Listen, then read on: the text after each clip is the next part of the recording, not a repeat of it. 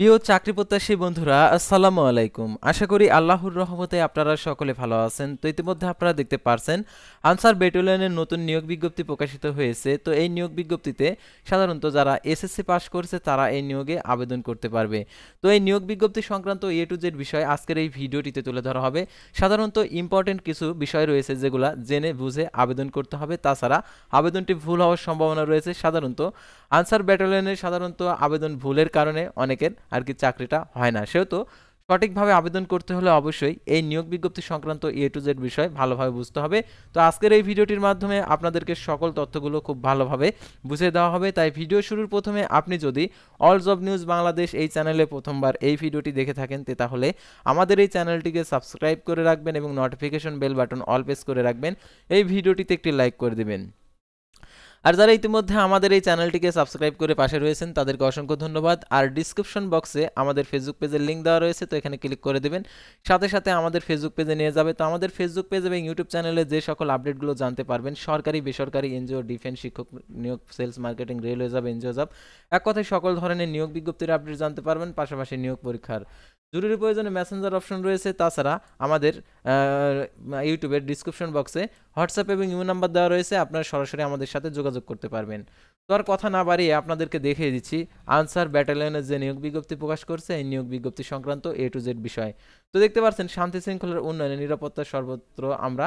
তো দেখতে পাচ্ছেন আনসার ভিডিপি অর্থাৎ আনসার ব্যাটালিয়নে যোগ দিন, দেশ সেবার ও জননিরাপত্তার অংশ নিন। তো দেখতে পাচ্ছেন বাংলাদেশ আনসার গ্রাম প্রতিরক্ষা বাহিনীর দক্ষ কর্মঠ আনসার ব্যাটালিয়নের সদস্যগণের পার্বত্য চট্টগ্রাম এলাকার বাংলাদেশ সেনাবাহিনীর সাথে অপারেশন উত্তরণ এবং সমতল এলাকার অন্যান্য বাহিনীর সাথে নিরাপত্তাজনিত আইন শৃঙ্খলা রক্ষায় নিয়োজিত রয়েছে। বাহিনীতে আনসার ব্যাটালিয়নে সিপাহী শূন্য পদের পূরণের লক্ষ্যে আগ্রহী বাংলাদেশে শুধুমাত্র পুরুষ প্রার্থীদের নিকট হইতে আবেদনের আহ্বান করা যাচ্ছে।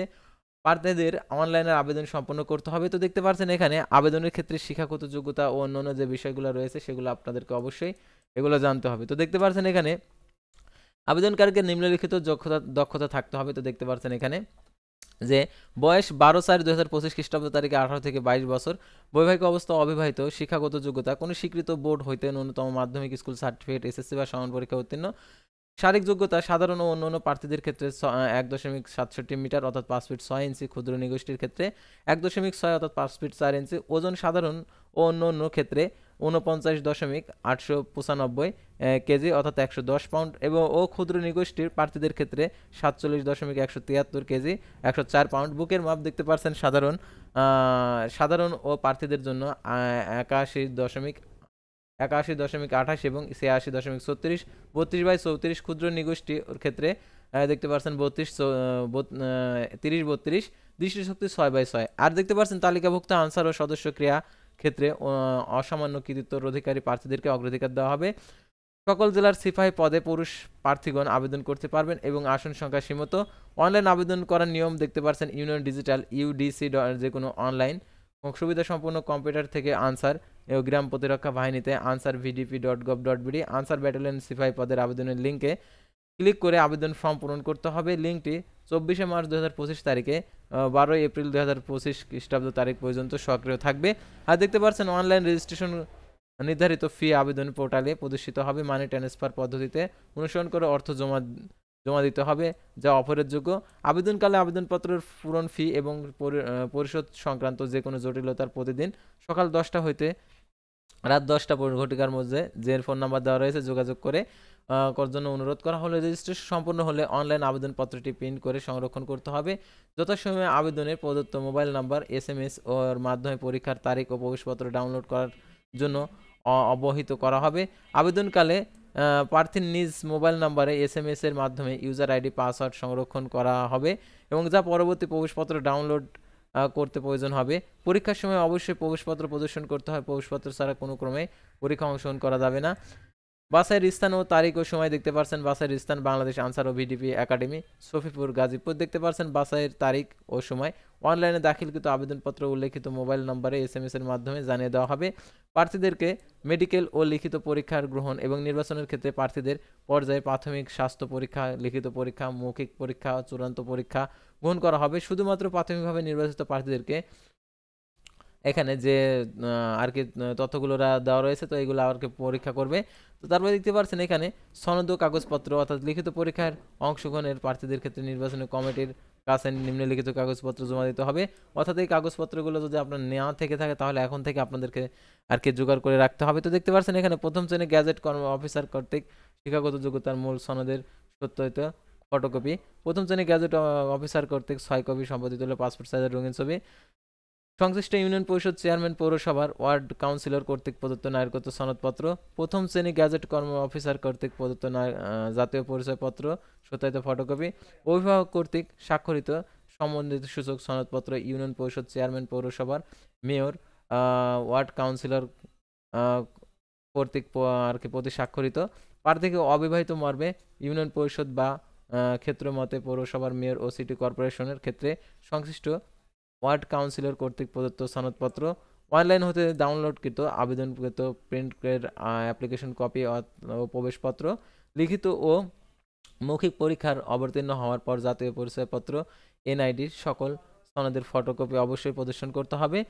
প্রার্থীদেরকে পরীক্ষা অংশগ্রহণের জন্য লক্ষ্যে কলম সঙ্গে আনতে হবে। তো এখানে যে আরও কথাগুলো বলা রয়েছে তো এগুলো অবশ্যই আপনাদেরকে জানতে হবে। তো দেখতে পাচ্ছেন প্রশিক্ষণের স্থান ও মেয়াদ ও সুযোগ সুবিধা, বাংলাদেশ আনসার ও ভিডিপি একাডেমি সফিপুর গাজীপুর অর্থাৎ প্রশিক্ষণের স্থান, প্রশিক্ষণকাল ট্রেনিং রিক্রুটমেন্ট সিপাহী হিসাবে 6 মাস মেয়াদী মৌলিক প্রশিক্ষণ গ্রহণ করে সন্তোষজনকভাবে সম্পন্ন করতে হবে। প্রশিক্ষণ বিধি মোতাবেক পোশাক সামগ্রী, খাওয়া থাকা, খাওয়া ও চিকিৎসা সুবিধা প্রাপ্য হবেন। নিয়োগ ও চাকরি সুবিধাদি সকলের সাথে প্রশিক্ষণ সম্পন্নকারীদের সদস্যদের 2015 সালের জাতীয় বেতন স্কেল 17তম গ্রেডের 9,000 থেকে 21,800 টাকা এবং বিধি মোতাবেক প্রাপ্য অন্য অন্য বেতন ভাতাদির আনসার ব্যাটালিয়নের সিপাহী পদে নিয়োগের প্রদান করা হবে এবং ট্রেনি রিক্রুট সিপাহী পদে নির্বাচিত প্রার্থীদেরকে মৌলিক প্রশিক্ষণ সফলভাবে সমাপ্তি আনতে আনসার ব্যাটালিয়নের যোগদানের তারিখ হইতে তার 2 বছরের শিক্ষানবিশ কাল শুরু হবে। শিক্ষানবিশ কাল হিসাবে যোগদানের তারিখ হইতে 2 বছরের সন্তোষজনকভাবে চাকরি সম্পন্ন হলে তাকে সিপাহী পদে স্থায়ী করা হবে এবং নিয়োগপ্রাপ্ত প্রার্থীরা বিনামূল্যে পোশাক সামগ্রী, ঝুঁকি ভাতা, চিকিৎসা ভাতা নিজ পরিবারের নির্ধারক সংখ্যক সদস্যদের জন্য প্রাপ্যতা অনুযায়ী সরকার প্রদত্ত ভর্তুকি মূল্যের পারিবারিক রেশন সামগ্রী প্রাপ্য হবেন। সাধারণ নির্দেশাবলী যেটা দেওয়া রয়েছে এগুলো অবশ্যই আপনাদেরকে জেনে নিতে হবে। তো এগুলো জেনে তারা বিশেষ দ্রষ্টব্য যে মুক্তিযুদ্ধে যারা প্রার্থী রয়েছেন মুক্তিযুদ্ধের আর কি সনদপত্র, ক্ষুদ্র নিগোষ্ঠীর ক্ষেত্রে ক্ষুদ্র নিগোষ্ঠীর সনদপত্র, তারপরে কোঠার পদ্ধতি যাদের রয়েছে কোঠার অনুসরণের যে পদ্ধতি সেই অনুসরণ পদ্ধতি আর কি এখানে প্রযোজ্য হবে। আর এখানে আবেদন শুরু 24/3/2025 থেকে আর শেষ হবে হচ্ছে 12/4/2025। তো দেখতে পাচ্ছেন এখানে আবেদন করার ক্ষেত্রে আরও যে সকল আর কি বিজ্ঞপ্তিতে উল্লেখ করা হয়নি এমন সরকারের সর্বশেষ জারিকৃত বিধিবিধান প্রযোজ্য হবে। অর্থাৎ সরকারের বিধিবিধান যদি প্রযোজ্য পরবর্তীতে আর কি কোনো বিধিবিধান প্রযোজ্য হয় সেগুলো আর কি প্রযোজ্য হবে। অর্থাৎ যদি উল্লেখ বিজ্ঞপ্তিতে যেগুলো উল্লেখ করেনি পরে যদি বিজ্ঞপ্তিতে উল্লেখ করে সরকারিভাবে সেটা প্রযোজ্য হবে, সেই কথা এখানে বলে দিয়েছে। তো আশা করি আপনারা বুঝতে পারছেন এই নিয়োগ বিজ্ঞপ্তি সংক্রান্ত। তো পরবর্তী ভিডিওতে আবারও কোনো নতুন জব সার্কুলার নিয়ে আপনাদের সামনে হাজির অবশ্যই। পর্যন্ত সবাই ভালো থাকবেন, সুস্থ থাকবেন আর অবশ্যই আমাদের ফেসবুক পেজটি লাইক দিয়ে ফলো করে ইউটিউব চ্যানেলটি সাবস্ক্রাইব করে পাশে থাকবেন। আসসালামু আলাইকুম।